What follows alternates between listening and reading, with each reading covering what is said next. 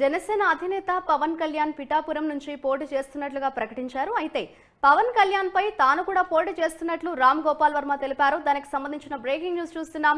పిఠాపురం బరిలో దిగేందుకు సిద్ధమవుతున్నట్లు రామ్ గోపాల్ వర్మ ట్వీట్ చేశారు. అయితే పవన్ కళ్యాణ్ పై పోటీ చేస్తున్నట్లు ఆకస్మికంగా నిర్ణయం తీసుకున్నానని తెలిపారు. అంతేకాదు తాను పిఠాపురం నుంచి పోటీ చేయడం ఆనందంగా ఉందని వ్యాఖ్యానించారు ఆయన.